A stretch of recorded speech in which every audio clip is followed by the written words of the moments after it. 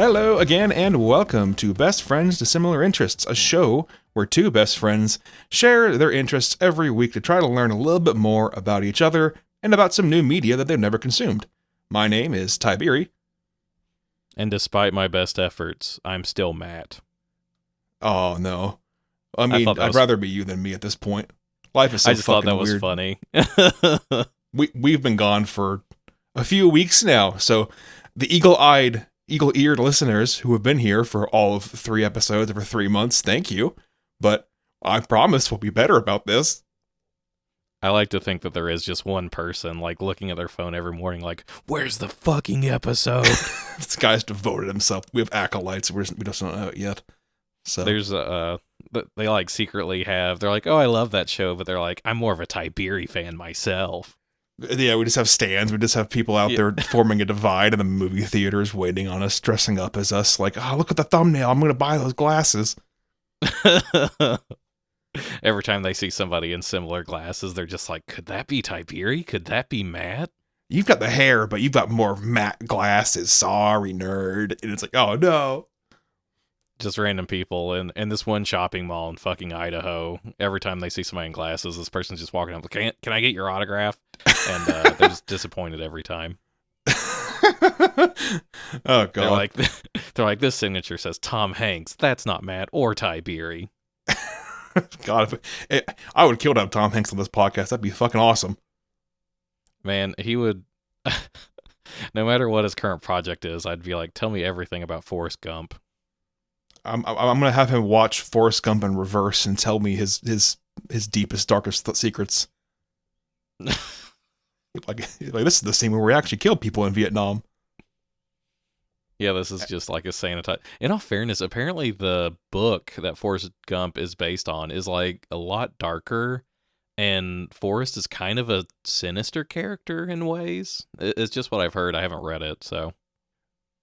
Fair enough. In an attempt to stop this from becoming the Forrest Gump podcast, let's talk about what you watched this week here. Matt, yeah. I had Matt watch episodes 3 through 7 of an anime called Mononoke. So this anime is quite unique. I have always described it as a fucking acid trip, and I have a weird feeling you'll feel the same way. This is the first anime we've covered on the podcast, and definitely probably one of the more unique ones, if not the most unique one I've seen in a very long time. So yeah, first of all, first anime we've watched Yu-Gi-Oh!, which is still an anime in our spare time. But what do you classify anime as, Matt? I mean, I don't know much about it. I just like any animation out of Japan, I'm like, yeah, that's an anime. And then there's also the kind of, I know there are American-made things that people call anime now, like there was that one that was on Adult Swim that was kind of like an anime parody. And isn't the Castlevania show, isn't that made in America? Yeah, I believe it is, and that's a very big point of debate. So you're correct. Typically speaking, animation from Japan is kind of the baseline definition, but some people will say, yeah, Castlevania's anime. Some people won't. I mean, it's heavily stylized as if it were an anime with the character, designs and the actual overall kind of structure. So you'll get a split down the middle on that pretty much. You have some purists, you have some snobs, but then you've also got some like free thinkers, so to speak. So of any kind of like media, and you know this, Matt, anime has just got some of the most fervent supporters and some of the like most vocal fans I have ever seen. It is wild what anime fans will do. Man, I'm a big old fucking nerd. You know what I mean? About a lot of stuff. But anime fans, yeah, whenever I'll casually be like, I'll see somebody in a shirt that's like Naruto or something, and I'm trying to make light conversation. I'm just like, oh yeah, my buddy's into Naruto. And so often they're just like, who's his favorite character? And I'm like, yeah. I don't really know. And they're like, I bet it's fucking Sasuke, and that would mean he's like this. And I'm like, dog, I don't know. I was trying to be nice. Like, I want to go on record on this podcast. I want to say this. Fuck Sasuke. We hate Sasuke. Sasuke sucks. But no, yeah, that you're one 100%. person who was like a big Tiberi stan loves Sasuke, and they're like, never again. And we're back down to 0 listeners. Yeah. That listener was Sasuke. He was sitting there the whole time. No, but in all actuality, yeah, I mean, I've had the same experience. And as a person who enjoys anime, like, it's like, if you don't like it, hey, that's fine. If you like it, great. But like, some people are just like so vocal, and hey, good for them for being passionate about something, I guess. But yeah, so when you say anime, most people think of what? Naruto, Pokemon, Demon Slayer, Yu-Gi-Oh, One Piece. There's tons, and something I definitely want to talk about is that there are hundreds of thousands of just trash anime that are just extremely sexual, not very deep, frankly pretty damaging in a lot of ways when it comes to a lot of heavier topics, and it's just completely careless about that, and damn near, how do I say this, unallowable in a lot of places. So you gotta be careful with what you consume. But unfortunately, especially here in the West, you see there used to be such a huge stigma around anime. When you say, "Oh, I like anime," it's like, "Oh, ew, you like that crazy nonsense." It's like, no, there are things in this genre which contain the crazy, horny nonsense. Yes, and I do not consume those things. Let me be very clear. Things that are bad and are harmful are bad and harmful, and that's okay to call them out on that. But I think it's unfortunate that in the past, at least, there's been such a stigma. I think, more and more, especially in our generation, in our lifetime, people have kind of owned up to it and warmed up to it as far as an acceptable media, which is great to see, because I think a lot of it was just such culture shock, especially when we were younger, Yeah, and I think a lot of stuff is kind of opening up. You know what I mean? Like, there for a long time, I think people were maybe... So, like, I think that a lot of the, world media was kind of dominated by American-made things, and I think that that's kind of maybe opening up more, and, people in America are now more, accepting of, like, oh, okay, I can read some subtitles. Like, it's fine. I can watch this, like, French movie or this, Korean drama or whatever.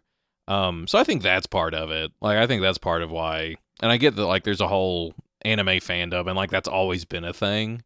Right. But I think, like, an overall, it's not just anime is all I'm getting at. Oh, for sure. And that's something, too, like you said, a lot of people are also purists about, dub versus sub, where, dub meaning, it's voiced in English with the original Japanese animation.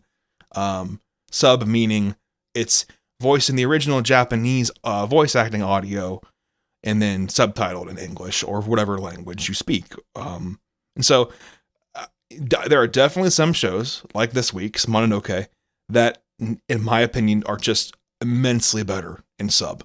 But then there are some shows, like I'll say Naruto has got a great dub, Full Metal Alchemist has a fantastic dub, and some others that just, it's a vibe. And sometimes it's just easier to listen into your own native tongue, which is not anything against the original audio or the original recording, but I do want to touch on that, as there is an ongoing debate always about dub versus sub for every single anime.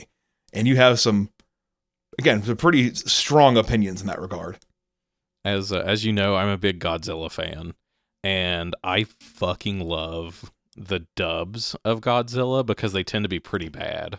And like, one of my favorite ones is in Godzilla vs. Destroya, where, don't ask me how these wires got crossed, but the dub and then, like, the subtitles do not match at all.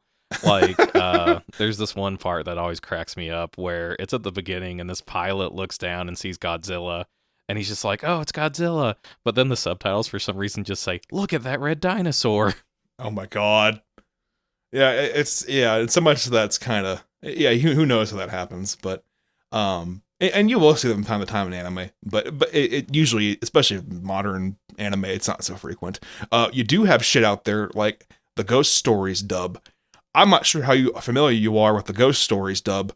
Man, that might be its own whole episode, because that shit is just, oh boy, well, we can talk about that another time. But is that the thing where they just kind of made it up and, like, they're like, We don't speak Japanese. We're just gonna make up our own story. Yeah, pretty much. And it's just, I don't know why they said the things they did, but some of the shit they said was just like, what made you say that? And why the hell did you think that was going to be okay? So, again, that's a whole other thing. I've not seen it all the way through, but maybe that could be a watch through for the two of us sometime here. I think it's going to be a fun one. I've seen clips of it, and God, it's all I need to see to know where I'm going with it. So, but anyway, we're getting sidetracked here. Let's talk about what the fuck Mononoke is. So, Mononoke is a Japanese term meaning kind of a supernatural spirit, kind of vengeful spirit from the afterlife, so to speak. And so this TV show, this is an anime back from the year 2007, believe it or not. So it's actually pretty old by modern standards. So with that being said, the art style it has, it's very unique, especially for the time back then where so many things were kind of getting, mainstream and kind of industrialized for, more global audiences. Very experimental, but we'll get more into that. So this TV show actually is a spin-off of an older TV show from 2006 called Ayakashi. Samurai Horror Tales is the subtitle for that. Ayakashi is about some supernatural phenomena, some supernatural encounters similar to what you see here in Mononoke, but it's its own standalone series. And actually, the medicine seller that we see as the main character of Mononoke is prevalent in one of the major subplots of Ayakashi. So I think he was so well liked by the team and so well received that they decided, okay, we'll just give this guy his own show. And his whole show is about him exploring these different supernatural encounters in Japan in different time periods of Japanese history and trying his best to slay and exorcise these Mononoke, these vengeful spirits from the afterlife, these monsters, so to speak. So really, it's I didn't know that this was a spin-off actually until I did the research for this. I'd never seen Ayakashi. I heard it was pretty decent. I heard a lot of people were pretty big fans of it.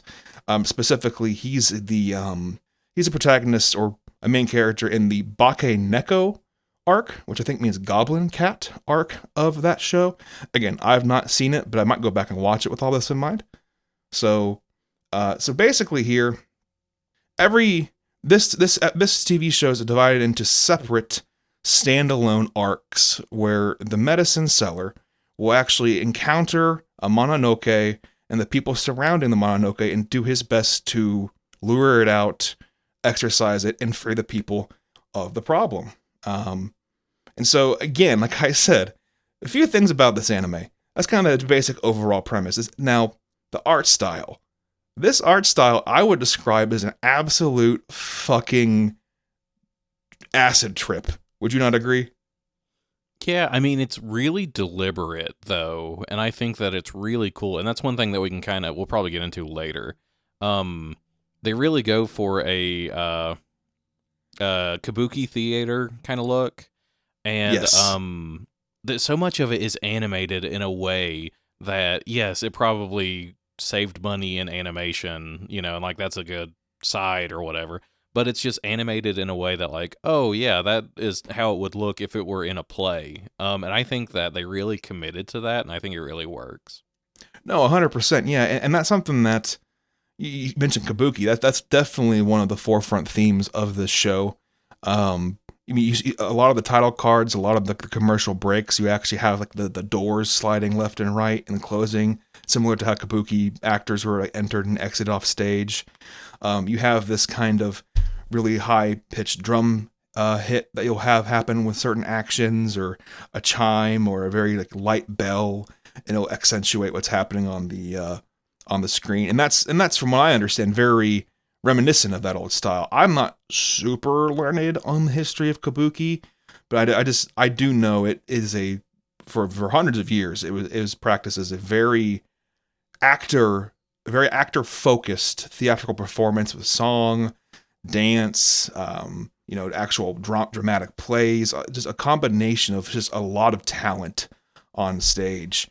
Again, that's a whole history I'm not super familiar with, but you definitely see its kind of echoes and thematic, visualizations in this show. So another thing about this show, kind of going more into the overall classification of anime. So this is actually a seinen. So now, Matt, you've heard the word shonen before. Now, what does shonen mean? It's like, I mean, I guess, are they always action kind of series and they're marketed towards, younger boys or younger men? Exactly. So yeah, shonen meaning kind of like a young hero, young boy hero kind of vibe, where you have someone like Naruto or Luffy from One Piece or the guy from Demon Slayer, who I can't remember the name of right now, but I don't like Demon Slayer. So that's another story. So yeah, it's usually a younger male protagonist who has a very lofty dream, who follows their goals, who has the power of friendship on their side. Nothing is insurmountable as long as you have love and friendship. It's kind of the general theming of shonen. So this being a seinen, what do you imagine that's going to be like as far as a target audience? I'm going to say probably just more adult, because it felt more adult than maybe, and like, I haven't really watched much anime, but what I have seen, I definitely do get that, like, oh, okay, this is made for boys and young men. And this felt more adult, just, I think, is the best way to put it. And you're exactly right. Seinen actually means like youth, like young adult. And so its target audience is really more people like in their early 20s, the 30s, 40s, and whatever age really. But the main difference being, shonen is targeted towards, kind of lends itself a little more towards the younger side too. Like think of like Dragon Ball Z, think of Naruto, stuff like that. Yu-Gi-Oh, stuff that you can, as a young child, insert yourself into, and just kind of enjoy the more of the whimsy. There's not so many heavy themes. It's more so kind of the, like, oh my gosh, he did the big power thing, and it's like, yeah, he did, stuff like that. So definitely you start to see a little more heavy topics, especially in seinen. This is a good example of that, this show. But other examples of seinens, I'd say Berserk, for those of you who really are masochists and really want to feel sad. Berserk is a fantastic series. Gangsta is also out there. That's a seinen. Samurai Champloo, Cowboy Bebop, Tokyo Ghoul, all these are examples of seinen. I would argue Death Note could be considered seinen in its theming. Jujutsu Kaisen, I'd say, is technically a shonen with some seinen elements.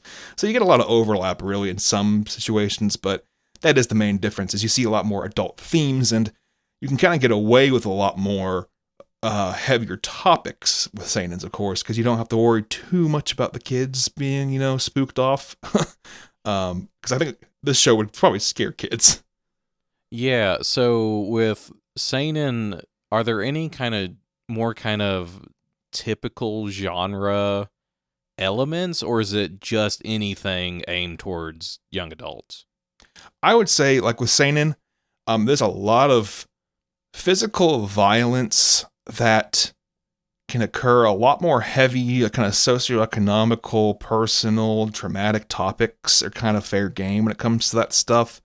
You would not see anything in Naruto about, like, I don't know, like class struggle. I mean, there's elements of that, but like, there's definitely not like a hyper fixation on like murder.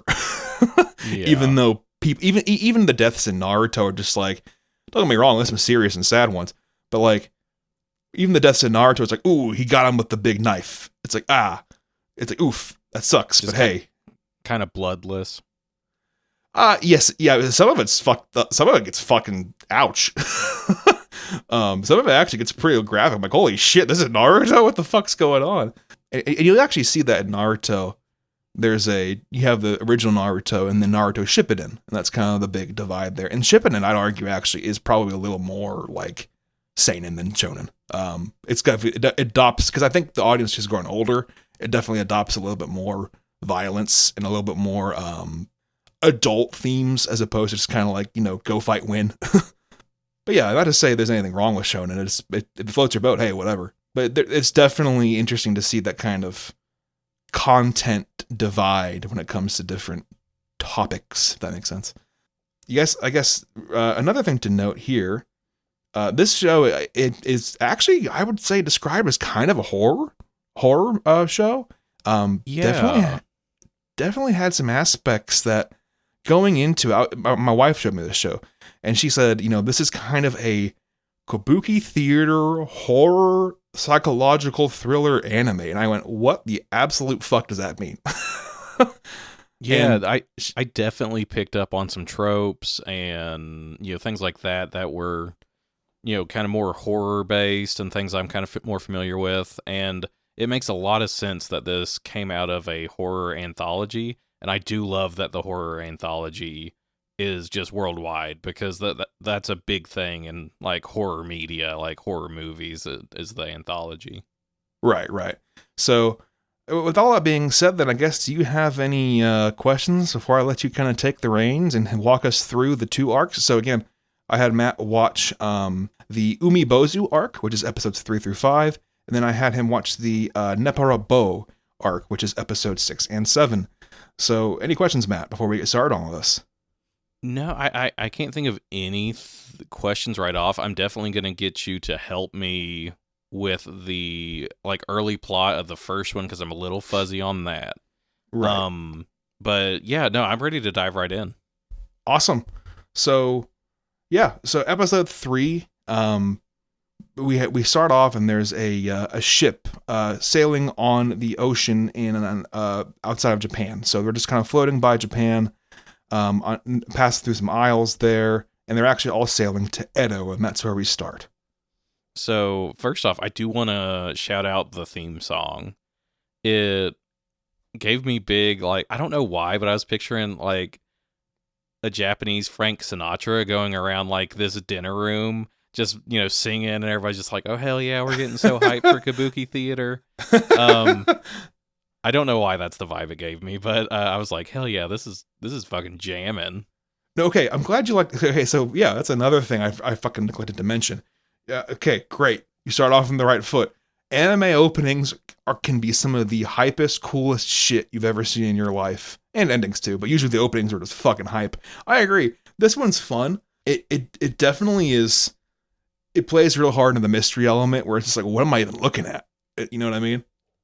Yeah, and there's that, like, near the end of the little title sequence. There's just this. So there's so many cool visuals on display. And then there's just this goofy ass doll that's supposed to look scary. Every time I saw that, I laughed, because it's like if Annabelle was just really fucking derpy.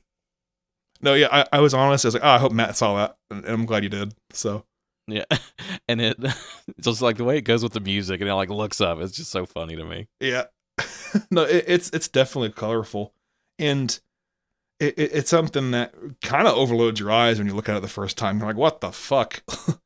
Yeah, I could definitely go back and watch it and pick up on new things for sure. And the second thing I noticed after the kick-ass theme song was the art style that we've already kind of mentioned. And one thing that I'm sure this is nothing new to anyone, but one thing about anime I've really noticed is, like, I'll see a character and it could be from any anime, and because they all just kind of have a very codified style. Yes. Whereas, like, if you see a Simpsons character, even if you've never seen the show, you're like, oh yeah, that's the Simpsons. Oh yeah. And I like that this had a very unique style, and I mean, I thought it was really well done, but I liked that if I see something, I could be like, oh yeah, that's from Mononoke. Like, I could see something from a later episode I didn't watch and be like, oh yeah, Mononoke.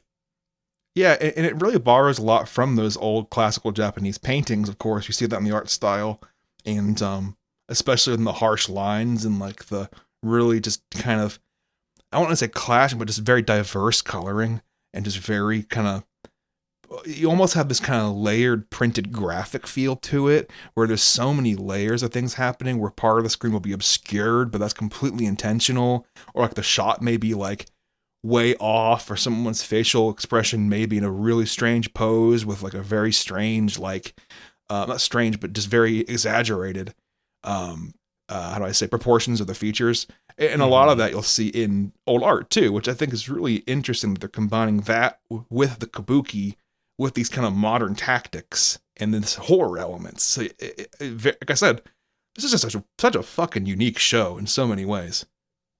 Yeah, and like you're kind of getting at it, it opens with they're on a boat sailing, but there is a character who, and I'm so terrible with names, but there's a character who's kind of a an actor or some kind of a storyteller, Hmm. and they're telling the story about these guys who went fishing during the festival, and they weren't supposed to go fishing during the festival, and so they like come across a ghost, and the ghost is like, "Oh, hey, you have a ladle," Oh and yeah. they're like, "Oh, we don't want to piss off the ghost. We better give the ladle ghost a ladle."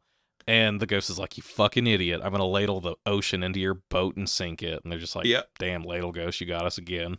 Yeah, and so that's actually the story of the Umibozu. That's one of the classic kind of portrayals of that. There's multiple variations of that, of course, but like that is one of them that's kind of prevalent. Is like they ask for a container, like a ladle, a barrel, and then you're supposed to give it to them because like, I'm going to crush your ship otherwise. And then you give it to them, they sink you. But it's funny because the guy that's explaining that, the ascetic, he actually says he's actually like, make sure you cut the hole out of the bottom of it, because if you do that, he'll try to scoop up water and he'll just keep scooping forever and we can escape. And so it's pretty very cool folklore there, I feel like. Yeah, I'm a big fan of that kind of thing. But yeah, so so first off, I just want to say every time it zooms out and shows the ocean and the boat on it, I'm just Yes. like, God, that is such a good image. Like the way that they've drawn the water and the boat just looks so cool.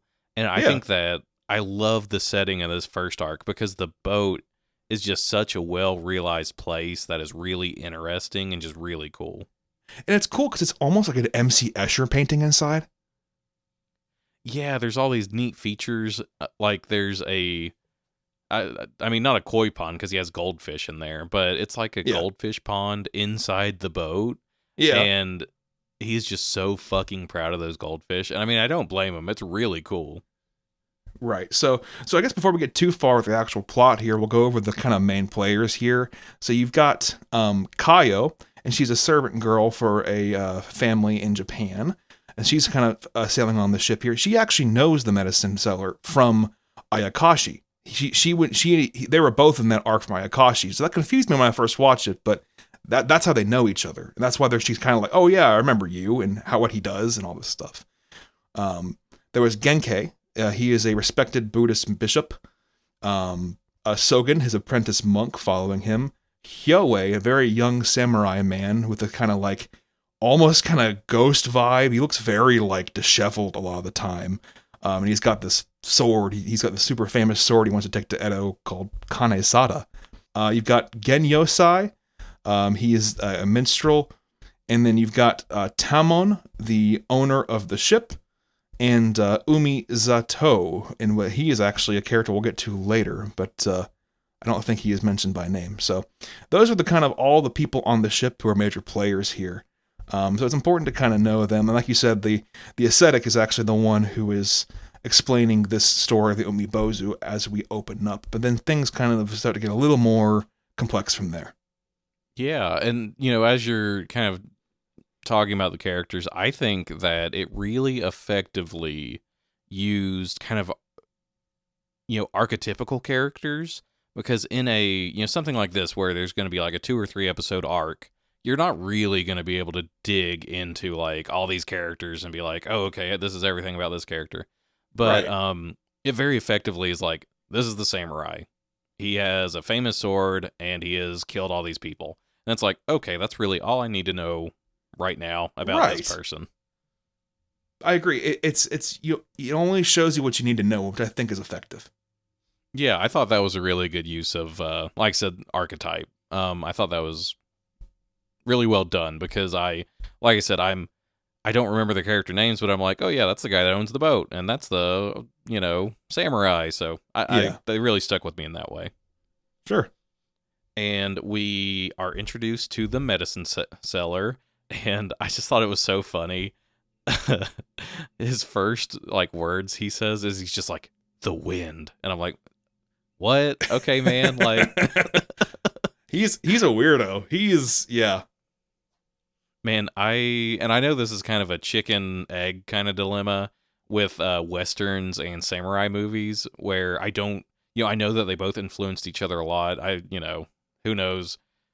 I'm sure that they both kind of rose up and influenced each other. But anyway, what I'm getting at is the Medicine Seller gave me big Man with No Name vibes. So like very Clint Eastwood, very just like mysterious, and like he's never worried about anything. He's like, I'm fine. Like I can fucking handle this. It is not a big deal. Yeah, exactly. He's like, excuse me while I do my magic potion. Can you do something else for me for a minute? It's like, okay, yeah, sure, man. Whatever you need. But yeah, just completely unshakable. Yeah. So yeah, and once again, I thought that was really cool. Like I was instantly just like, fuck yeah, Medicine Seller. Yeah, no, and honestly, his design. So he is the main character. He is the only one that is constant throughout all 5 arcs of this show and the 12 episodes we have. And he is, in terms of design, just fantastic. It is the most colorful, like interesting overall outfit and design I've seen in a while. So I wanted to bring that up for sure and see what your thoughts on the actual design were. Yeah, no, I thought it was really cool. I like that it was really kind of understated. Like his features were really kind of understated in this way that lent itself well to him being that kind of Man with No Name character, where he was just like showing up and he's just like, look, I'm unfazed by all of this. I'm just going to do what I need to do. So I thought it was really cool design, and I thought it really kind of complimented his character. He also kind of gives off these kind of weird, like, Legend of Zelda Link vibes, almost. Yeah, I could see that. I can kind of see that. Yeah, so I thought that was kind of fun. Again, probably not a direct influence, but it just kind of helps visualize it for me. But yeah, so we met the Medicine Man, and then we move on from there. So they're all sailing to Edo, and that's our kind of character character introductions for this act. They all introduce themselves. They all go through kind of who they are. Genyosai is like, yes, I'm the ascetic. I'm the one telling the story about the Umibozu because I can also, I handle demons. I know what Ayakashi are. I know what Mononoke are. I'm an expert. And it kind of implies like, well, yeah, but look at the Medicine Seller. Like, this guy lives this shit. Like, look at him. This guy is prepped and ready to go. So there's not like outright like, yeah, Genyosai is a fake, but Genyosai is very much like a performer. He's like, look at my stories, look what I can do. Like, it's clear he's like knowledgeable about like the otherworldly things in this story, but he's also very much like, I am a performer in a kind of way. Yeah. And I think that's a nice compliment to the Medicine Seller because he is not a performer at all. Yeah. Which is kind of the, like all those Clint Eastwood movies where he played the Man with No Name. Like he just played that same character again and again where it's like, okay, this is just Clint Eastwood now. So yeah, it's in that same way where he's like, he is not performing for anyone. He is just like getting shit done. No, so, those first 2 episodes weren't super plot heavy. The first thing that I really thought was interesting was they drift into, what is it, like the Dragon's Triangle? Is that correct? Yeah, essentially the Japanese equivalent of the Bermuda Triangle. Yeah, so they drift into this during the night, and everybody's like, how is this possible? Like the compass didn't show any changes in our direction. Like, how did we end up here? And the Medicine Seller is like, oh, look at this. And there's a magnet that somebody has placed that held the compass, straight north when really they had been going, another direction. Right. And it does this thing that I really love. It's another kind of horror trope that is best exemplified in The Thing, where everybody is instantly like, oh, somebody fucked us. Like, who did that? And instantly nobody trusts each other. And everybody's trying to figure out, like, oh, okay, the Medicine Seller has this, he would have wanted to come here because he, fights Mononoke and he wants to do that. And then everybody's like, no, it could have been the bishop because XYZ. And so, like, nobody trusts each other and everybody's trying to figure out, like, oh, okay, who has done this? Right, yeah, and so it becomes very quickly, the mystery aspect comes up where you have your cast, they're established, you have all these people who who have all these kind of ulterior motives, perhaps, but that doesn't necessarily mean they've done this. And actually, they even, I think they even mentioned at one point that they look at the samurai, the young samurai Hyoe, and they say, well, you wanted to see, because the medicine seller is renowned for having this sword called the Sacred Sword of Salvation. And it can only be drawn when a Mononoke's shape, truth, and reason are revealed. And so he always like, I want to see that so bad. And then very quickly, Kaio turns to him and she says, well, yeah, well, you just want to make him draw it, so you'd be the one to lead us here, wouldn't you? Like, of course you'd want to see a Mononoke and an Ayakashi because, yeah, you would want to see him draw the sword. And so, yeah, they're in this dragon's triangle, and there's a lot of finger pointing. Everyone's kind of panicking because this dragon's triangle is kind of renowned for being this, like you said, the supernatural nest of Ayakashi of the sea. So they get a little nervous. They're starting to get a little scared. Like, okay, if this is where we are, and the compass is fixed now, why aren't we moving? Yeah, yeah. So I thought that was a really cool little thing that they did. I do have kind of a question about the mechanics of the Mononoke in this series. Okay. As I understand it, so an Ayukashi is kind of just like a spirit. Is that correct? Yes. Like a spirit like lingering after life. Yes, you could say that. Okay.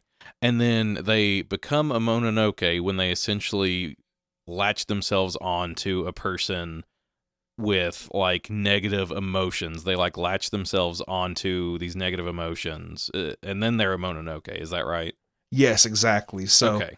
it's kind of like, you know, if somebody dies and they have all this pent up anger or this terrible, you know, trauma happening around them, then the Mononoke is drawn to that, and they will kind of materialize using that, and they use that as a sense of power, so to speak. So that's actually interesting too, because as he actually, the medicine seller explains this to Kaio, the young servant girl, and he says to her, he's like, yes, you know, they're kind of like gods, the Mononoke. Just like the Ayakashi, there's a lot of them, millions of them. He says, but I'm here to hunt these specific Mononoke because that's my job. That's just what I do. And then it kind of implies that the medicine seller has almost a third eye into the spirit realm, because every now and then they'll be talking, like they're all arguing like who moved the compass, who did all this shit.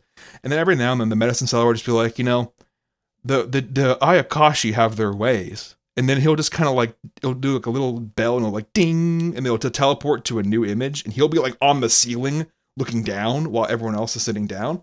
And he'll like look around and see these spirits and no one else can. And so he sees like these like a half fish man just like wriggling and like bubbling around the floor. And he's just kind of, there's this really intense moment where they just kind of stares at it.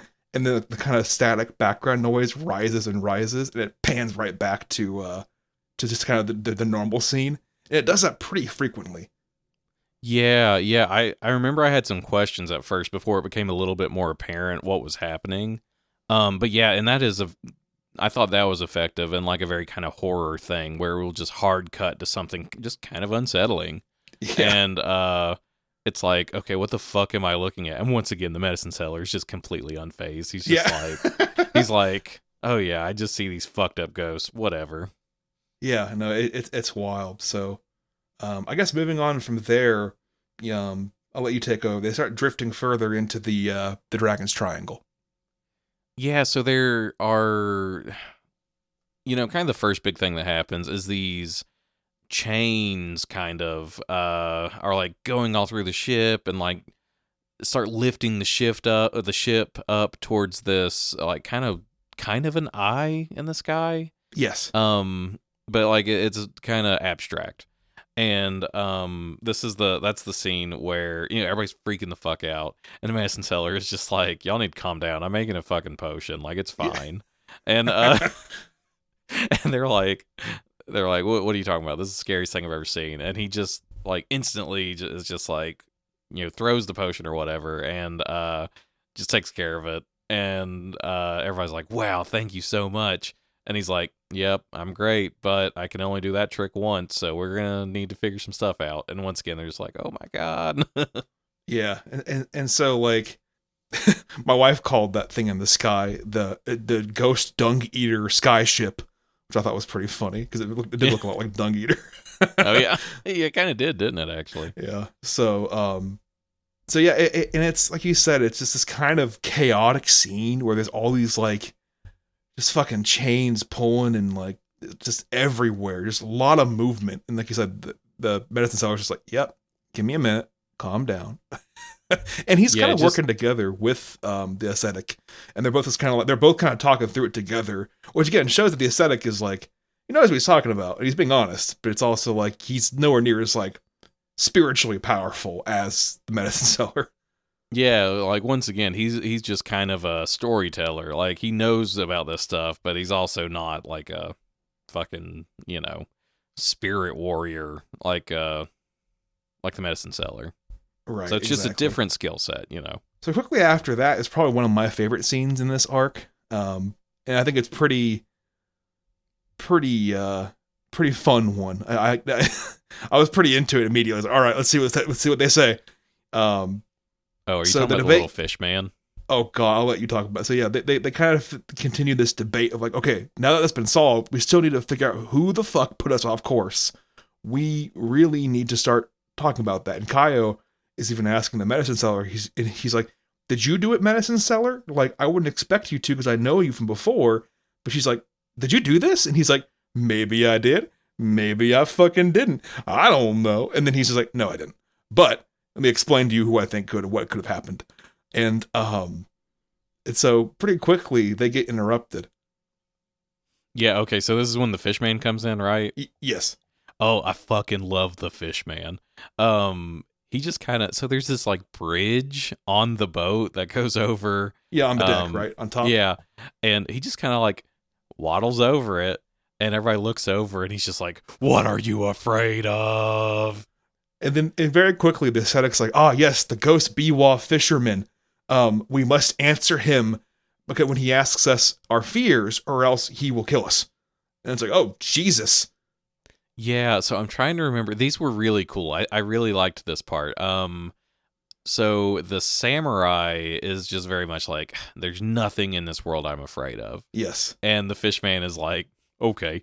And he like shoots a chain at people that then kind of, almost transports them to like a nightmare realm. Like they see their fears. And it's really fucked up. The samurai gets swallowed by all the men he has killed, and they're just like, you killed me just to make a name for your sword. Like, why the fuck did you do that? And he's just like continues to stab them. He's like, go back to hell. And they're like, not like, you're gonna rest peacefully with us, like it's gonna be okay. And then hard cuts back to him, and he's just kind of standing there and drops his sword. Actually, and I think the sword shatters. Oh yeah, like all these eyeballs pop up on it, and then it shatters. Yes. Let's see here. The servant girl, because after that she like sees that, and she's like, "Oh, okay. Well, he lied and got fucked. So I should probably be honest." And she's like, "Oh, okay. Well, I guess I'm most afraid that I won't get like the happy life that I want. I won't get married. I won't have kids, and I won't have all these experiences that I want." And so she thinks like, okay, I answered honestly, I'll probably be okay. Fishman's like, nah, fuck you. So he like shoots his chain again, and it's just this horrifying scene where she gets pregnant and then gives birth to like this little fucking fish crab man. Yep. And it just looks up at it's just a guy from My Name Is Earl. And cuts back to her, and it's just Earl, and he's like, "Hey, Crabman," and the little Crabman's like, "Hey, Earl." But no, so then it like cuts back to reality, and she's freaking out, and she's like, "Oh my god, I'm never gonna have a kid." And once again, Medicine Seller's just like, "Don't worry, that was just a nightmare. You have nightmares all the time. Like, why are you afraid?" So, go ahead. No, I was going to go on to the owner of the ship, but go on. What were you saying? Oh yeah, I think he was first, wasn't he? I think so. And he's pretty honest, I think, where he's just like, "Oh yeah, I'm afraid I'm gonna become penniless." Yeah. That is my fear. And he's gone on and on about these fucking goldfish that he has that he's so proud of. The chain gets him, and he just like vomits these giant goldfish onto the deck, and he's like, "Oh no, not my prized goldfish! I gave so much money for them." So it's Yeah. just this, like he doesn't even care about the goldfish. It's just kind of a status symbol, it seems like. Yeah. And so we keep making our way down here. So it's he's clearly punishing. It's like everyone has to kind of go through this trial, and so he goes through everyone on the deck, everyone on this thing to kind of just like purge out what's going on these humans. And so up next is the ascetic. Oh yeah, the ascetic thinks he's fucking clever, and he's like, "Oh, I'm afraid of steamed buns," and we don't get to see. We don't get to see what he sees, but it is like this kind of comical, like, "Ooh, look at this steamed bun," and he's like munching down on air, and he's like, "It's sake flavored or some shit like that," and then he sees something horrible and he goes and vomits, Yep. and the fish man is just like, he just yells the same thing again and again. He's like, "Tell me your fear," or something like that. And it's in this really deep, funny voice. Yeah. But then it's time for the medicine seller. He's like, "Okay, what are you afraid of?" And the medicine seller's just like, "Yeah, I'm kind of afraid that the world is meaningless and pointless and that there's, none of this matters." I don't remember exactly how he says it. Yeah, But essentially he's like, I hope my purpose is actually true and I never not have a purpose. yeah. And so his fear is shown to him, and he's just kind of in a void. He just kind of looks around, and once again, he's just like, "Oh, okay, looks like the world's a void. That's cool." And then he like starts to disappear, and once again, he's just like, "Okay, looks like I'm one with the void. That's Yeah, cool." and it's funny, he comes out of it into reality, and he's just like unfazed. He's like, "All right, so why are you actually here, fish man?" he's like, "Okay, I played your game, but you need to watch out because I'm about to fuck you up." So next is the younger monk's turn. Oh yeah, and he is afraid of the older monk. Correct. He's just like, "Yeah, my teacher, he's so great and like so wise and such a just awesome, but he's been acting really weird ever since we got on this boat." Yeah, and so Sogen turns to him, and everyone's just like, "Oh shit!" And the medicine seller's like, "All right, motherfuckers, things are getting weird. What do you got to say, Bishop Genki?" And then the fish is like, "Tell me your biggest fear." And so Genki's response. What was his response? I'm blanking on this one. So basically Sogen called him out, and Genki is just like, "Oh shit, it's time. I can't avoid it." Like and as soon as like Sogen starts pointing to Genki, he's like, "All right, you're acting weird. Is that what this is about? Are you the reason this moved?" And Sogen's like, "I didn't want to believe it last night, but he told me to go up the top of the deck and when he was alone, so I'm almost sure that he is the one who made the compass move." And everyone's like, "Oh shit, an alibi and an eyewitness." Like, it was clearly Genki. And so Genki is like, "All right, motherfuckers, I didn't want to drag all you innocent people into this, but here I am. Go ahead, fish man, ask me my question." And he's like, "All right then, Genki, what'd you do?" And Genki's like, "Well, 50 years ago, here in this sea, he sinned. It is actually what created the Sea of the Ayakashi," is what he says. And so we learned that his younger sister, Oyo, was imprisoned in a hollow boat. And that is why this place exists. And with that, the fish man's just like, "Oh, I'm satisfied," and just backs up and flies away. He's he's like, "That's all I wanted." But yeah, from there, the hollow boat, and like I might be skipping something, but the hollow boat is like brought on deck, and it's really creepy. Like it's covered in fucking and fucking sea critters and stuff. Yeah. And there's just like this scratching coming from it, and it really effectively builds tension, and that was one thing I really liked because so many like new horror things will build a little bit of tension and then just waste it, and it annoys the shit out of me. But this actually like really builds it, and then when it does show you something, it's horrific, and I'm like, okay, that is what it should be. And like that was also done with the little fish man. He was playing his instrument, and he would just play like one note, and then like it would just build tension with that one note, and then something terrible would happen. Yeah, and it's important to note here too that the hollow log prison boat was actually lifted like seemingly from thin air by the monster, by the sky. The sky shot chains into the pool, the goldfish pool on top of the deck.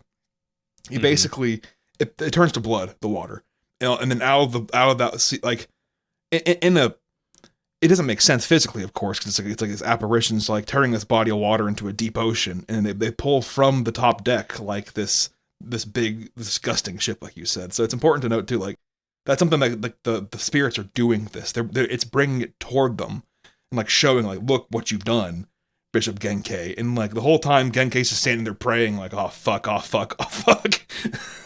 Yeah, no, he does just pray constantly. Like he's just like, I'm gonna do this, like I'm gonna pray, and that's all I can do. That is my job. Yeah. There was one really funny scene. I think it was at the beginning of the like third episode of the arc, where they're all kind of looking at the boat. They're like, oh, like this is why we're here. Something's gonna happen with this, and they start kind of trying to open it. Yes, and they can't get it open, and fucking medicine seller's like doesn't say a word, and he just shoots all these like fucking cards at it that like adhere themselves. Yeah, and then they're like spiritual seals, kind of. Yeah, and that's how it opens. But like he does this very suddenly, and the servant girl was just like, it freaked her out, and she's so tired of his shit, and she's just like, you always do things so suddenly. She's like, why can't you just warn us that you're gonna do this shit? Yeah, I thought that was really funny that everybody else was just like in awe of him, and she's like, no, this guy's actually really fucking annoying. Like, so essentially, they finally crack open this. So the medicine man turns the kind of wheel on the front of the board, and it pulls out, and they finally can see inside the hollow boat. Yeah, and it's empty, right? Like there's nothing in it. It's empty, less the there's a bunch of bloody scratch marks on the inside interior wall by the door. Oh, okay. It's like, fuck. I don't know if I saw that because I'm colorblind, so I don't know if the red stood out to me because I didn't pick up on that. Even with my red cones and whatever, it's hard to see. Oh, okay. Yeah, because I remember just being like, oh, okay. That's kind of a letdown.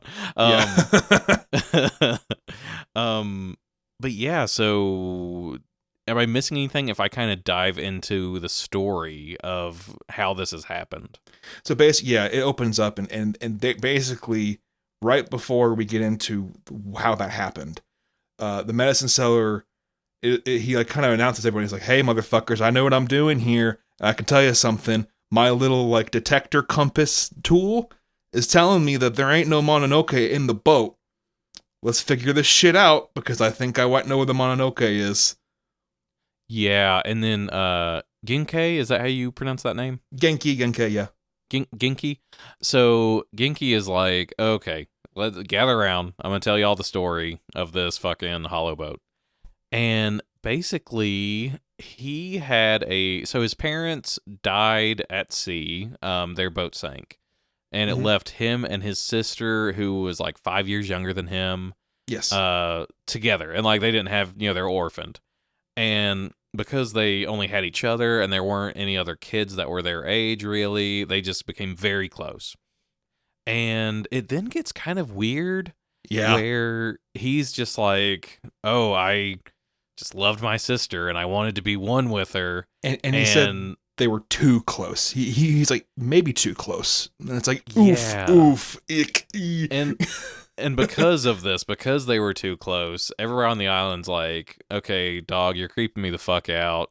Go off the island and be a monk. Like, think about your sins. And so that's what he does. He goes and becomes a monk. Eventually, he is kind of called back because all these ships keep sinking. And they're like, oh, okay, so the ocean needs a sacrifice. We've built this hollow boat. We're going to send the creepy little monk man into the ocean, and he'll be our human sacrifice. Yes. He goes back to the island, and he meets his sister again. And so at first, he was like, oh, we were too close. And I was like, huh, okay, maybe that's not what he means. Like, maybe... Sure. Yeah, like I don't know. No, but he's pretty verbally like, no, I wanted to be with her. And it's like, yeah, oh God. yeah, no, and then he like becomes more explicit where he's like, "Oh, I knew I couldn't marry my sister," and Yeah. then like when he's back at the island and he's gonna, be in the hollow boat or whatever, his sister tells him like, "Oh, I have the exact same feelings. I want to marry you. I want to be with you." And I was like, "Oh, okay, no, that's actually just what it is." Um, and she decides to go into the hollow boat for him, and she's like, Yes. "Look, if I can't marry my brother, And um, I don't want to be married to anyone. I would rather be in, like she says, the Pure Land, which like I heaven, guess is the prom. Yeah. like death." Yes. And so, and internally he's like, if I really loved her, I would have joined her, but I was a chicken shit, and I just let her go in there, which is like very like, I mean, it's a bad situation what they were trying to do there anyway, but it's just like oh well, she's dying, and like and he's like, well, I was so ashamed of that, I tried to take my own life, and even I couldn't do that. Yeah, so, he's like, I was too much of a coward to even kill myself. He's like, so because of that, I've lived for 50 years with this regret, with this like unrequited love, with this knowledge that I'll, never have what I wanted, and like what I wanted was probably wrong anyway. And so he's just like held on to a lot for 50 years. Yeah, and he claims that's the reason that we're here today. That's what drove us. The Mononoke was her. She was vengeful, and I didn't expect her to have a grudge for so long. And then very quickly, the medicine seller says something, and he's like, Yeah, no, the medicine seller's like, nah, she's not the Mononoke. He's like, and that's actually a bunch of bullshit, what you just said. Yeah, he's like, he basically is just like, okay, you have a split personality because part of you is this like devout monk who, gave his life to service. The other part of you wanted to fuck his sister. Oh boy. Yeah, so if there's not a demon in that, I don't know what the fuck is. Yeah, I don't know that much about anime, but I know that like for some reason incest comes up way more than it probably should. So one of my favorite podcasts, shout out to the guys at Anime Out of Context, their ending tagline is "Don't fuck your sister." So I appreciate that you said that, because it unfortunately it's a problem. And as I said in the beginning of the episode here, we don't like those animes. We don't. They're fun to make fun of, but oof, big fat oof.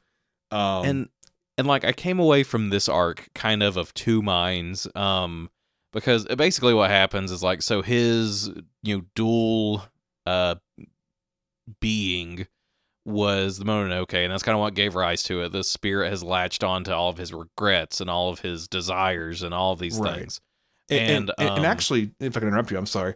And internally, or it shows in the backup, like the basically the medicine seller is just like pitting them up against the wall with these like magic items. Like, no, you need to tell the truth. My sword will know when you've told the truth. And basically, it recounts that same story of him meeting Oyo, his sister, on the day that he was supposed to be put in the prison.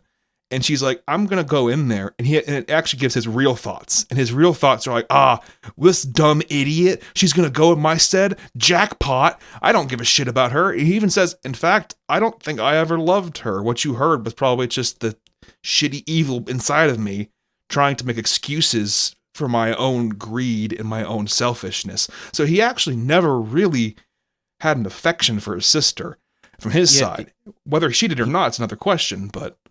Yeah, he does say there is something about where he's like, okay, the only feeling I had for her was I enjoyed being desired. Because I think that probably she was like, I've thought about you a lot, brother. And, he was just like, it was maybe just a thrill of being like, because it does specify like, oh, she was so beautiful.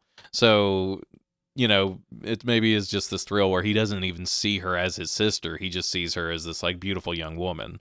So right. Even and like obviously, incest isn't like this pure like love or whatever, but like he's even in this regard, he's just like, oh, okay, I didn't even have like legitimate love for her. It was just I liked having my ego stroked that this, beautiful young woman thought something of me. Which is sad because living in captivity, isolation like that too. Having someone to love you at all, like internally, is like, yeah, it wasn't romantic, but it was just nice to hear that. Which is fucked up. It shouldn't be your sister or your brother or whatever. But it's like, it's just like, oh, it's weirdly sad in a way. Yeah, like that's what I was getting at. Is like part of me is just like, did they need to make it incest? Was this a weird thing? And part of me is like, well, they actually kind of handled it pretty maturely, and it, in the end, wasn't gross. You know what I mean? In a way, too, it also kind of categorized that gross commentary as being a literal, like, vengeful spirit, like, taking him over, and, like, mask. Like, he used that to that to him was, like, a mask for his true human nature, which was just greed and selfishness. So it's like, and I thought that was interesting.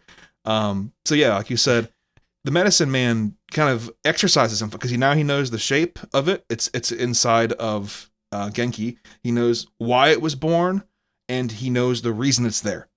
And so he has the truth, the reason, and the shape, and he's able to exercise it with the sword. So he draws his sword finally. Yeah, and is that why this anime maybe isn't as popular as some other ones? Because it said like, hey, you probably shouldn't want to fuck your sister. And all these people were like, excuse me, don't kink shame me, actually.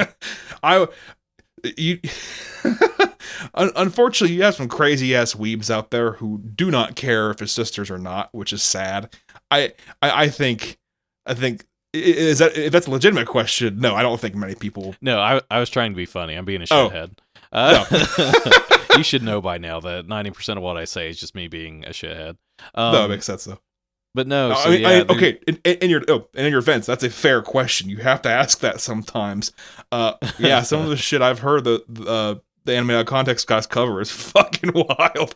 So, but anyway, so there's like this whole kind of cool scene where his sword flies around and fucking cuts up a demon shape thing, and yeah, what we're left with is this kind of.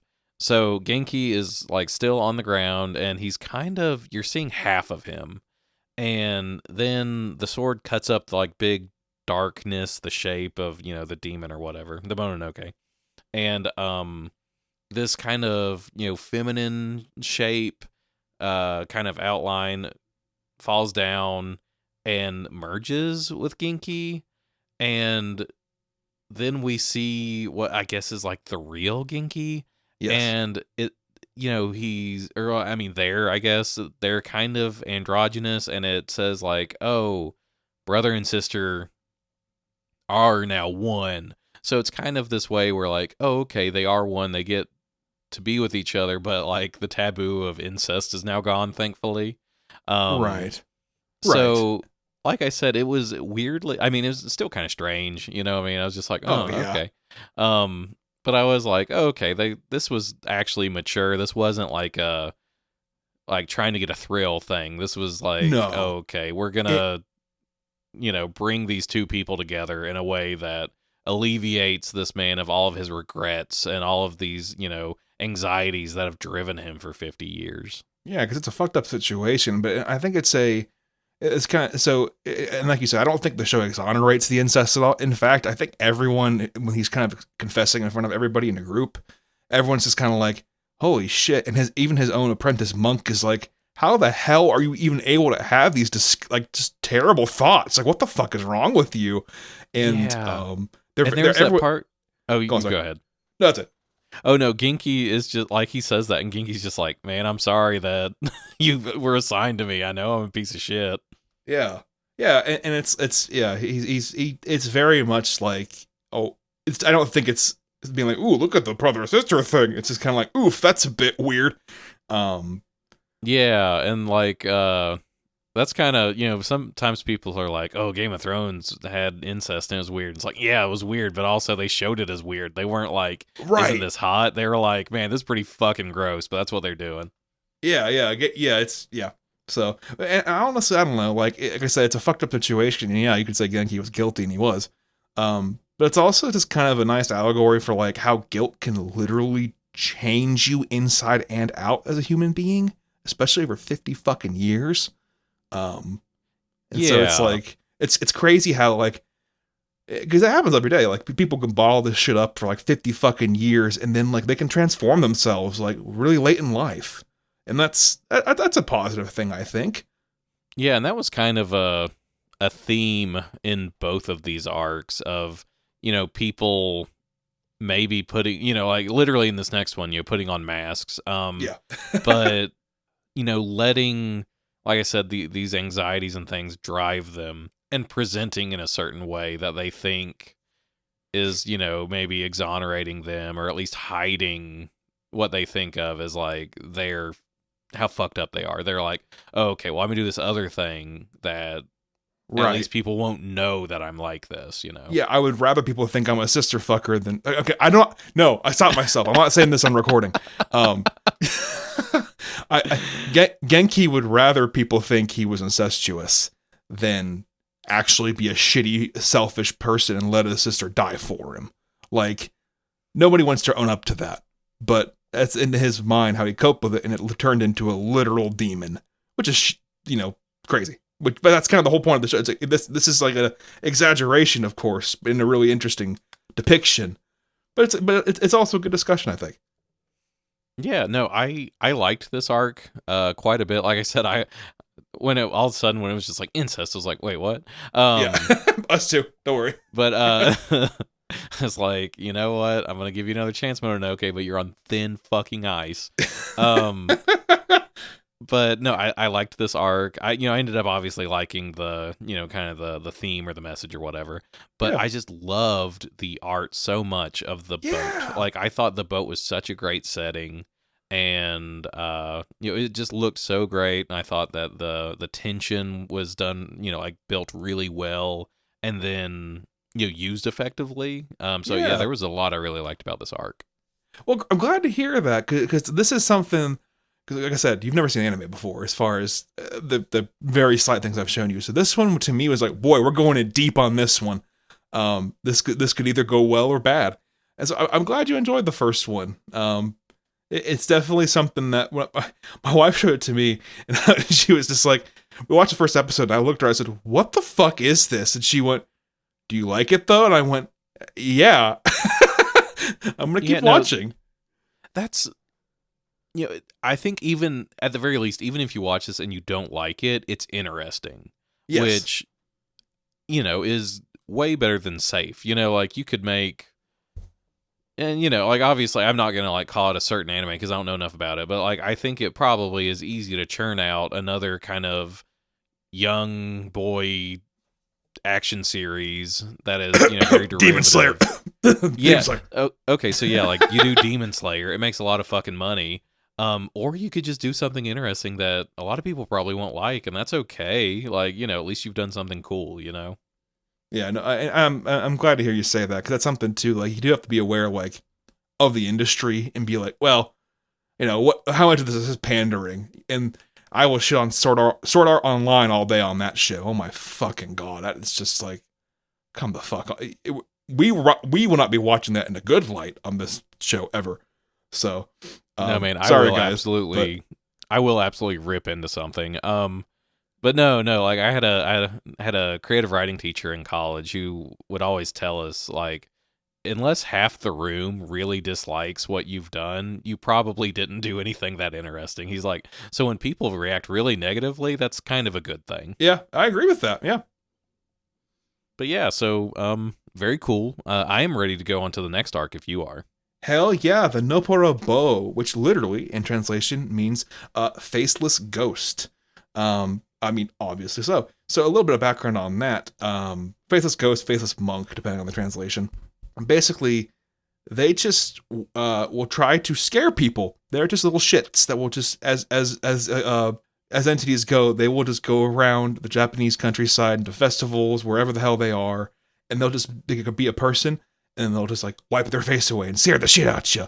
And then so you'll run away from them, and then they'll work in pairs. And so you'll find another one and he'll go, I got you again, bitch. And so they just kind of like tag team you, like, I got you. It's basically just, they want to work in a haunted house, but they can't.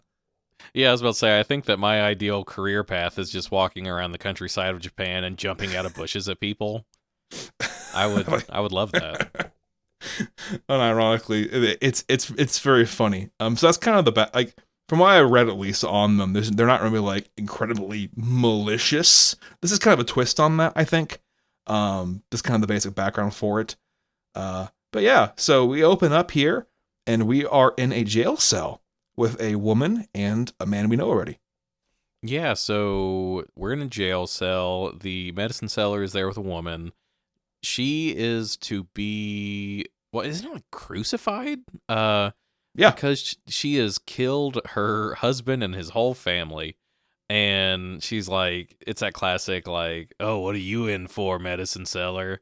And he's like, oh, yeah, there was this guy who I sold some medicine to, and it didn't work, and he wanted his money back, and he was a real asshole about it. But there was a quote that I thought was really funny, where he was like, oh, okay, from the outset, it was never going to work. I don't like people who use medicine to solve all their problems. Yep. It's like, man, you're in the wrong industry then. Like, you chose to be a fucking pharmacist. Which I just thought was very funny. But and he does explain it. He has a quote where he's just like, he didn't believe in it. That's why it didn't work. He thought that it was just gonna solve all his problems. That's not what it is. And so that because of that dispute, that's why he's in jail. And so we do learn that this lady's name is Ocho, and the family she murdered is Kazumasa Sasaki, and there's a really great line. Like I said, she's like, oh, "What are you in for?" And he's just like, "Man, if you just fucking believed, like I've been told before, faith can make the head of a dried sardine holy." And he's like, "Motherfucker, if I can believe that, you could believe in some fucking pills." He's just very salty about it, but he's also like, he's like, "But I'm here for a reason. So why am I here, Ocho?" And she's like, "What the fuck are you talking about?"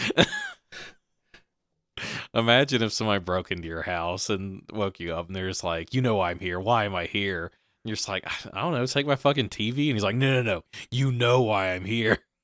Yeah, and he's just like, "Oh, right. I bet you're being sentenced to death, aren't you?" And she's like, "Yes." And he's like, "Oh, yeah? Explain it to me." It goes on from there. Yeah, so, the charge is that she's killed her husband and his whole family.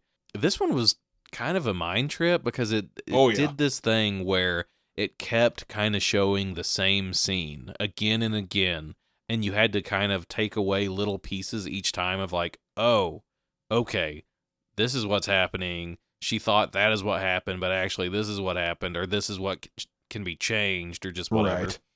So if I remember correctly, he's like being all weird, and he's like, "Tell me why I'm here." And then a man in like a fox mask, yes, comes into the cell. Yeah, there's this like really faint kind of smoke behind him, and you hear this voice. He's like, "Ah, medicine man, why are you here today exactly?" And he goes, he's like, "What is your occupation even, sir?" And the medicine seller just goes, "Well, I'm a medicine seller by trade." He goes, "Well, I guess I'm a prisoner now. Shit."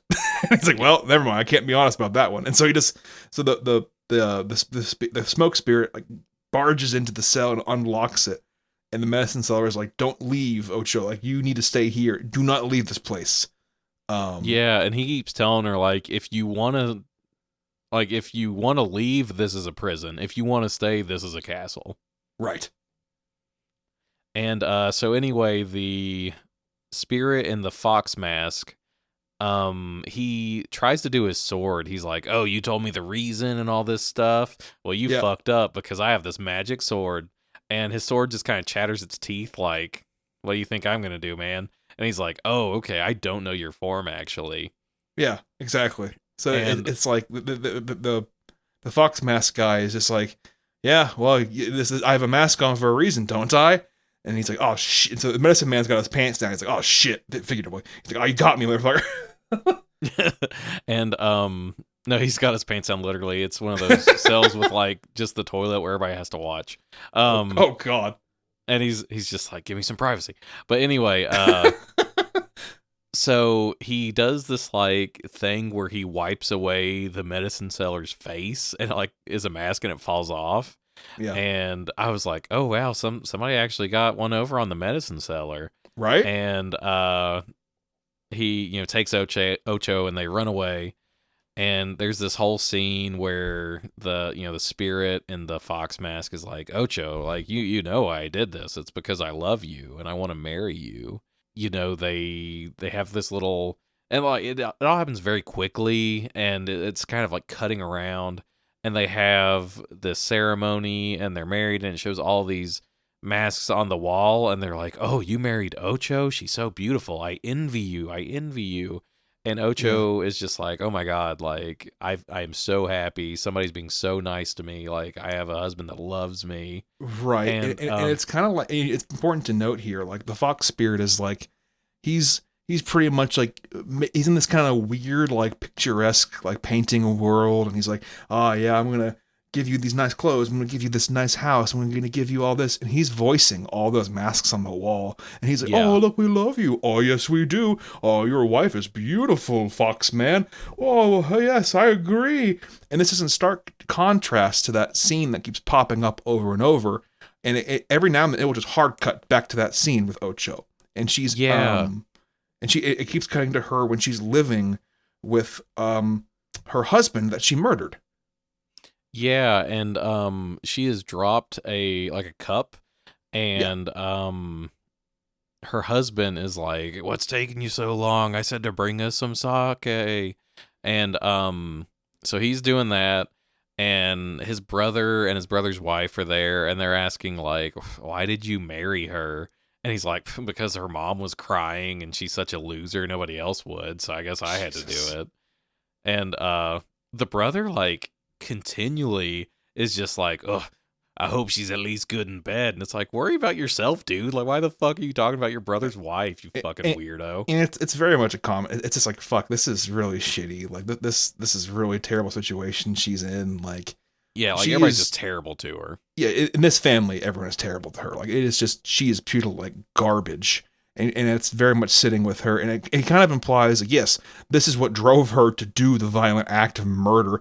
And then as she's hearing all of these voices, it keeps flashing between like paintings of the people she's killed with like covers on their faces, and like she didn't want to see the faces of the people she's killed or like imagine them. And so it keeps flashing to these people, and there's a really good juxtaposition where it actually has this big like frame of like all four of them in it, all four of the victims of the murder, and it like has them laughing, and then it flips around and it shows them all covered in blood and they're all screaming, and then it keeps getting faster and faster and alternating between the two, and it's fucking terrifying. And it's like, holy shit. And then it just hard cuts back to this like picturesque, beautiful world with the masked fox spirit and her. And then you know what happens? What happens next? Man, I was a fucking idiot to think somebody could get one over on the medicine seller. We just hear like a slow clap, and they're like, what? And then a wall just falls in, and the medicine seller's just like lounging on this chair. And he's like, what a beautiful play you've constructed for her. Like, you really had her going, Fox Spirit. Yeah. And the Fox Spirit's like... And it's important that they're all. This is in the kind of like perfect world that the fox spirit has made. Yeah, and the fox spirit is like, I told you once, you fucking medicine seller, get out of here. And he's like, what are you gonna do? I'm the fucking medicine seller. I'm not afraid of you. And so there was like this whole thing where the medicine seller was like, oh, that you wear that mask and that's your face. Look what I can do. And he's just like wiping his own face on and off, and he's like, this Chinese symbol means both mask and face, because really they're the same thing, aren't they? Yeah. And then they just like get in an actual fight. And what's really funny there too is the medicine seller is like, yes, I've put, because I think he draws like the Japanese scarecrow face on his face, which is really funny, and then he wipes it off. He's like, also the Chinese symbol means face as well. And he's like, because the Chinese symbol means face and it also means home. Is it home? Is that right? I thought it was face and mask. I thought that it was the same. Okay, yeah, I think you're right. Sorry, but the two, he's like, well, they're the same thing, right? So if I just draw that on my face, and he just kind of like does like a little like snaps his fingers. It's like, haha, my face is back, bitch. Yeah, he does not give a fuck, man. But then the the fox spirit is like, I'm tired of your shit, medicine seller, and he like tries to hit him with his pipe, and he just Yeah. uses the hilt of his sword to just block it. He's just like, bitch, do you know who I am?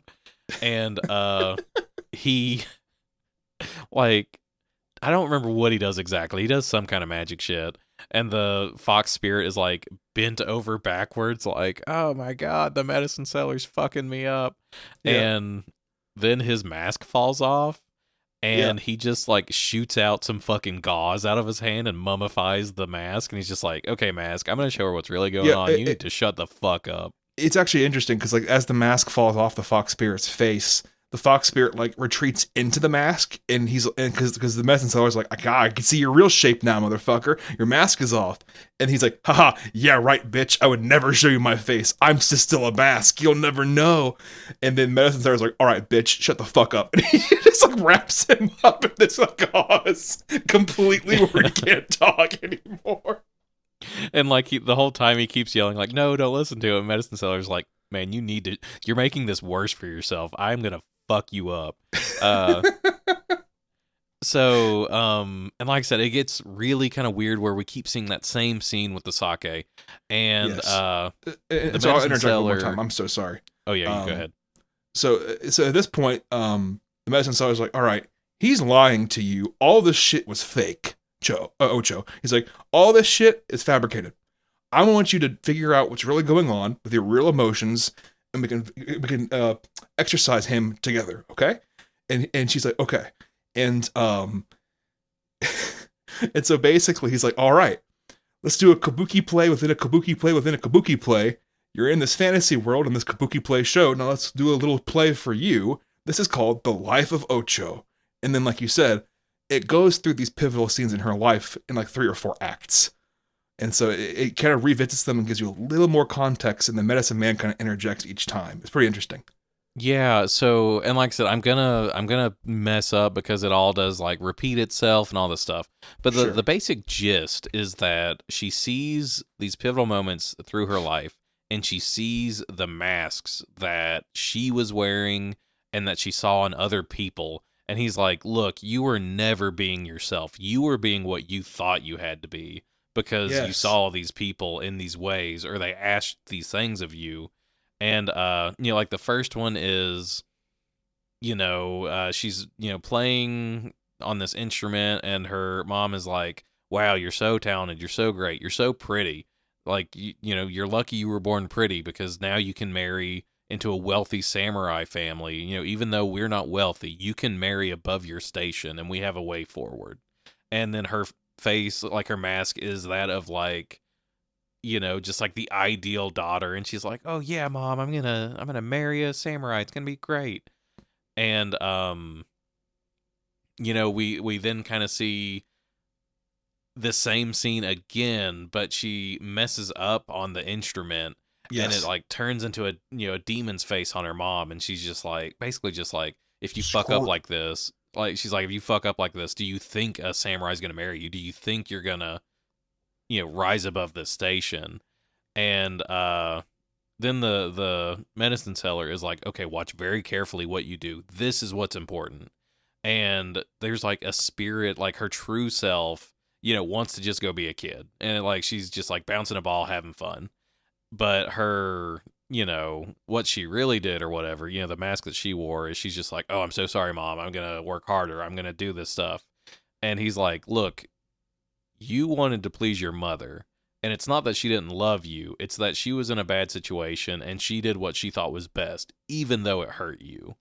Exactly. And it's like you said, it alludes to this later where it revisits this, where it's like, well, she did that to me as my mother because we didn't have money and because we suffered so much. She was willing to push me, even though it hurt me, because she thought she knew in the end I would be appreciative and be safe.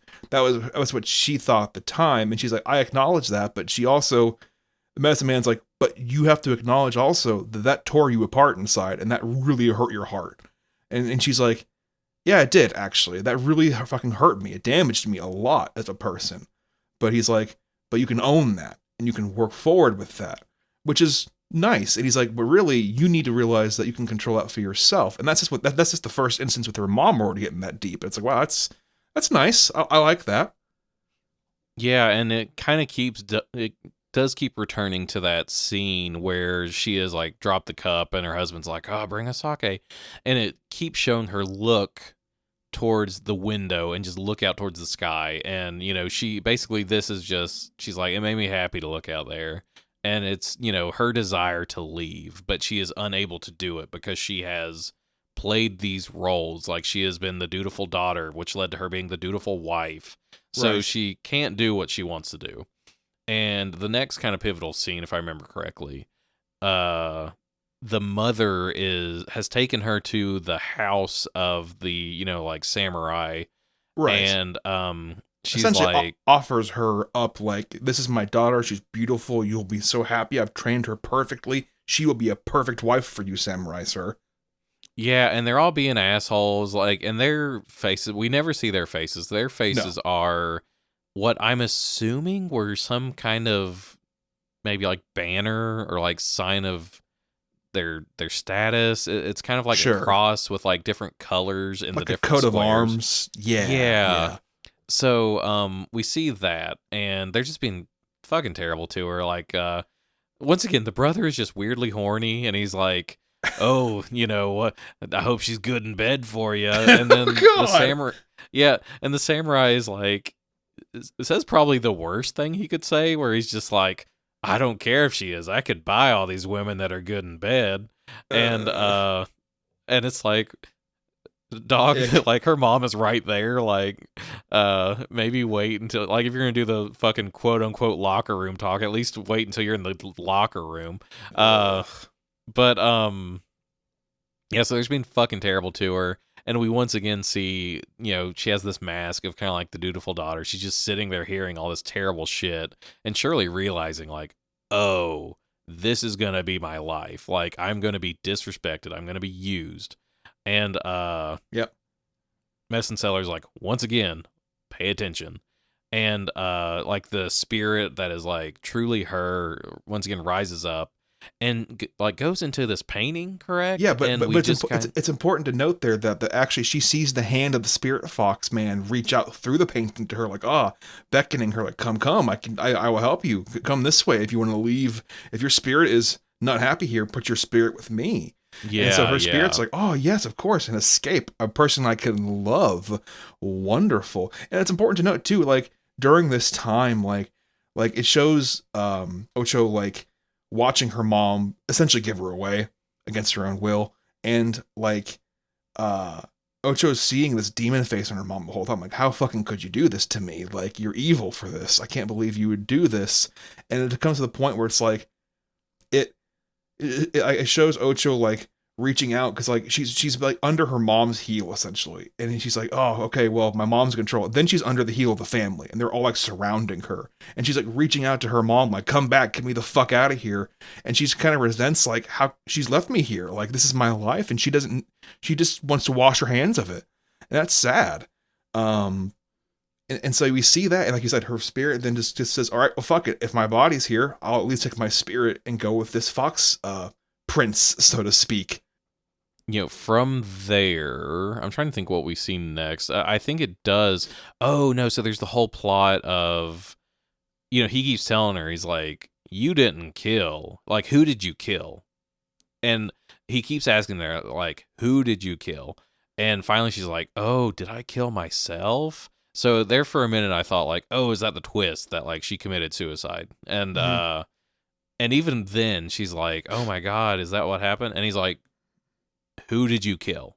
Yeah. And, like, he just keeps asking her, and he doesn't elaborate. He's just like, who did you kill? That is the question you need to answer. And it's important too, whenever they come back and they've seen all these scenes in their totality, he's like, look at your mask. Look at the mask that you're holding. Guess what? That's not the Mononoke. And she's like, wait, what? And so he explains to her, he's like, who did you fucking kill? Yeah. And what we finally see is that, she's basically, like, yeah, in a way she has killed herself. Like, she has killed her life, her dreams, her hopes, and her happiness. Mm-hmm. So, like, she didn't physically kill herself. And the way that it ends is, and I hope I'm not skipping over too much, but the way that it ends is, like, we see the medicine seller in that room where she had spilled the sake. Everyone is in the other room, like, just talking shit about her, just like, talking to her, like, I mean, like she's, lower than anything. Yeah. And he looks up and the door is open and she has just left. Right. And actually, and right before that too, it shows Ocho in there. Like, she has a conversation with the medicine man. His like kind of alternate duality form comes out to slay the Mononoke. And she's like, "Oh my god, I was the Mononoke the whole fucking time." And he's like, "Well, yeah. And in this case, you let yourself become a Mononoke, and so, that person who you loved wasn't even real. That was just your mind pulling a trick on you and your emotions taking form." And he's like, "We have to get rid of it." And he doesn't go on to say, "I have to kill you." He's like, "Well, you've kind of taken care of that part yourself." And then it cuts to her in the room one last time, and she just kind of sits there. And like you said, she looks out the window and she just kind of smiles, and she's like, "You know what? Let me take care of myself for once." And then she, like you said, she walks out, and all of her family is just like screaming, like, "Oh, what the fuck? Where are you, Ocho? How fucking dare you? God, where'd you find this floozy? Blah blah blah." Shit, terrible shit like that. And he's just listening, like, "God, what's she doing in there?" And then the medicine man just kind of quietly goes, "Well, no one's here." And then it just pans out to like Mount Fuji, or whatever mountain that is, and just shows like a very beautiful open world and like colors and like sky and birds. And it's just really nice. It's kind of like she's out there now and she's part of it, which is what she's always wanted, which is great. Yeah, and I think what I really enjoyed about this series was I can just see the pitch. Like they went to the studio or whatever, and they're like, "Okay, it's called Mononoke. It's about this medicine seller. He goes around with this magic sword and he kills these demons, these Mononoke." And they were like, "Yeah, yeah, well, that'll be great. That people will love that." And then they got to the writer's room. They're like, "Okay, actually, the medicine seller just goes around. He's everybody's therapist, and he makes them realize that they should forgive themselves." Yeah. And Yeah. I'm like, you know what? That's I like that. That's I went in. Not that I went in with low expectations, but I went in with an idea of like, okay, this is kind of what anime is about. This is what anime is typically like. And if this is what this one's about this guy with a magic sword, like this is kind of what's going to be about. It's like, no, it's actually just about this guy teaching people about their feelings. And I'm like, oh, okay, that's actually really cool. Yeah. And see, that's actually why I wanted to show you this, because to me, this show is, like we've already said 1,000 times, artistically, it's beautiful. I think it is one of the most interesting visual things to look at and narratively interesting kind of portrayals of a murder mystery or like a spiritual mystery, paranormal mystery. There are like so many others that try stuff like this, but like you said, at the end of the day, it's like, ooh, the big ghost demon thing. And it's like, well, that's not interesting. But it's like, it's not really so much about the Mononoke itself as it is the meaning behind it in this series. Yeah, yeah. So like I said, it really did feel like he was a therapist and he was walking them through like, okay, this is why you did these things. This is why you felt this, and this is why you acted this way. But we can fix it. Like, we don't have to dwell on the past anymore. Like, we can do these new things. And like I said, I just thought it was really nice. I was like, okay, this isn't what I was expecting, but this was really good. I really liked it. And I definitely, partially, yes, I want to show you the art and kind of go over how interesting I think it is. But like you said, I do want to also break that stigma, because when I say anime, people go, "Oh yeah, the thing where, there's naked girls and terrible physics surrounding that." It's like, yes, those are problems in anime that exist. But shows like this are evidence that not everything has to be that way. And there's some really cool content out there. So yeah, and especially too, like you said, they're very similar kind of lessons, which is kind of they're cliche lessons, which are, I think, a cool thing to do with short stories. But like the lesson with the mask story too, with Neparabo being, like you said, you don't need to wear masks for people. You don't need to live someone else's life. Live your own, and that's just a nice thing to say in any media form. So I think it's so cool how they took it and put that into a horror. You know what I mean? Yeah, yeah, and I don't know. I do think that horror can say some really interesting things, but I also think it's the same problem that maybe, we have with a lot of these popular anime, where it's not the cream rising to the top. You know what I mean? It's maybe the most, I don't want to say exploitative, because that isn't necessarily always the case. But, just like the most interesting things aren't the things that are maybe the most popular. Like, what the fuck does Friday the 13th have to say about much of anything? You know what I mean? It's about a big scary man killing people. I'd wager not much. But then at the end, what we don't see is that he actually exercises your Mononoke as you die. Yeah. But, like, all I'm getting at is, like, horror, it's interesting that this is a horror, but I do think that there is really great horror that uses, these, genre tropes and things in really interesting ways to say interesting things. So, yeah, that's all I'm getting at is like, oh, okay, that is kind of a problem in anime that we've discussed. It's also a problem in horror, which is something I know a lot more about. Sure. But, like, as we have seen here, both of those mediums can be used in really cool and interesting ways that are maybe unexpected. Yeah, I'm really glad you feel that way, because it's just something that really is meant to spark discussion, and I think has. So, overall, like I said, I love this show. What do you think? Yeah, man, I really liked it. Like I said, as an outsider, I definitely came in with different expectations. And like I said, it's not that I thought, oh, this is going to be Dragon Ball Z. But, I would love if this show had I would love if Dragon Ball Z looked like this. Oh my god. Yeah, no, that would be beautiful, but but like I was picturing it more like he just kind of did some detective work, and then there was a big fight scene with Mononoke and all this stuff, and that's just not what it is. Like, it's just not interested in that, and even the way that it told the stories, it did so like I always thought that the writing advice that people give of like show don't tell is not necessarily good advice, because you can tell really well. And that's what this show did, because so much of it was people sitting around telling about stuff that has happened to them and how they felt about it. That's a good point. Yeah, we didn't need to see everything beat by beat, because what happened isn't as important as how they felt. You know what I mean? So I thought that it did telling really, really well. And like it did showing really well also, because the presentation is so good. But I thought it did that really well, and I think that is hard to do. Well, good. Well said. I agree with everything you said there. Well, yeah, I guess, if you ever feel like watching the rest of it, you can go ahead and do that on your own time. Unless that's something you think we should revisit for the show, I'm fine either way. But yeah, man, I really am happy you liked it, because this is something that I don't know, saw 3-4 months ago, but it definitely, I think it's important to show that it's intellectual anime out there like this that is very well thought out. And as an added bonus, I watched this, like I said, 2-3 months ago.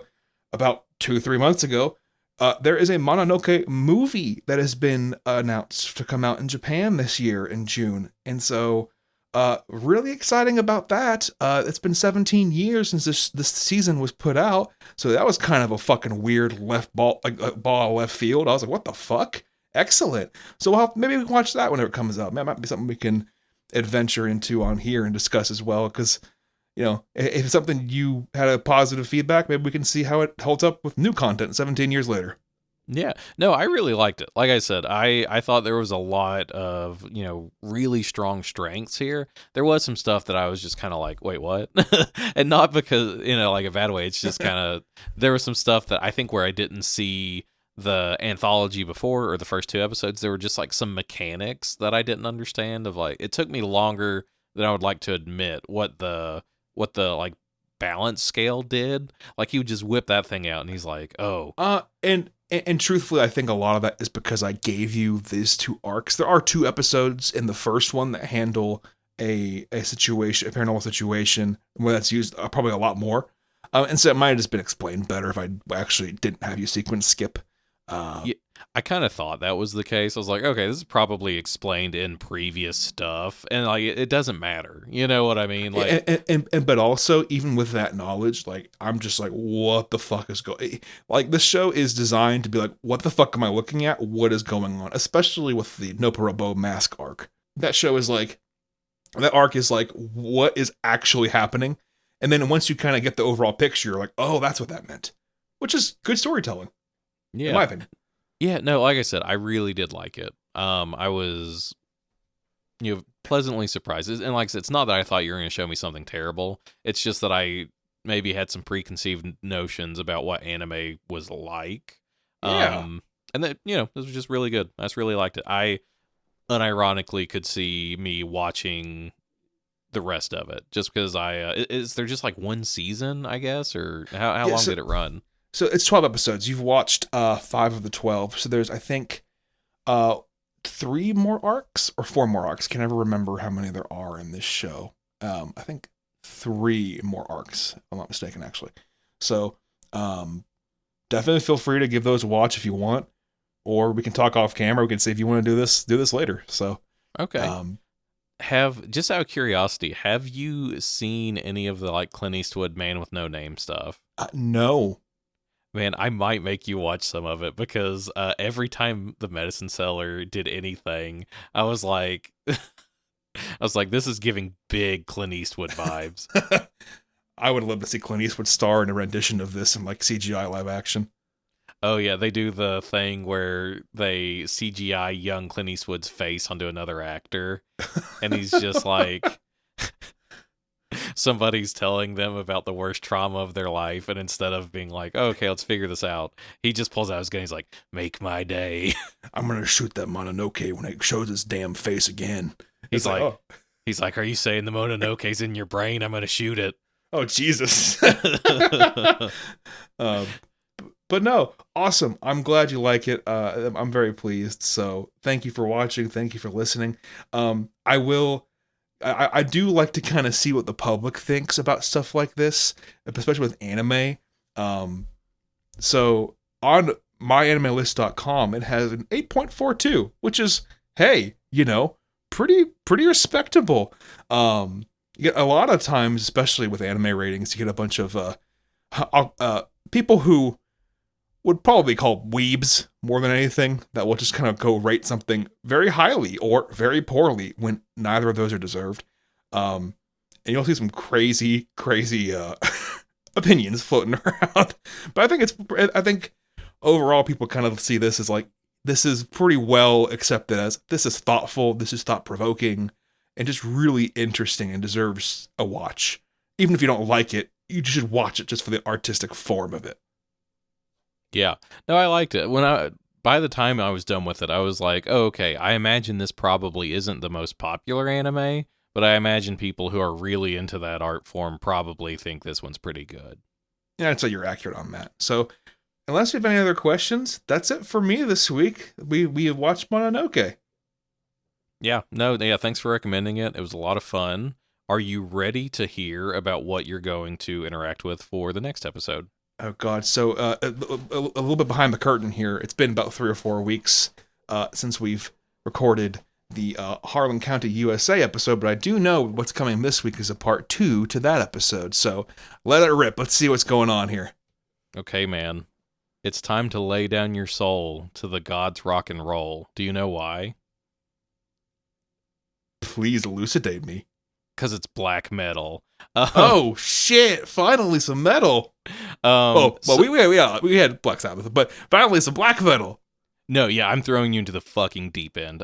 So you're going to, and I'm not gonna tell you too much about it. Like, this is kind of I'm positioning it as a companion piece to Harlan County, USA. But you're gonna listen to Kentucky by Panopticon. Panopticon, gotcha. Kentucky. And I will definitely send you over like a lyric sheet, and I'm gonna send you over mostly just some images. Like, I won't really, I just kind of want you to have some references about kind of what black metal looks like, if that makes sense. Sure.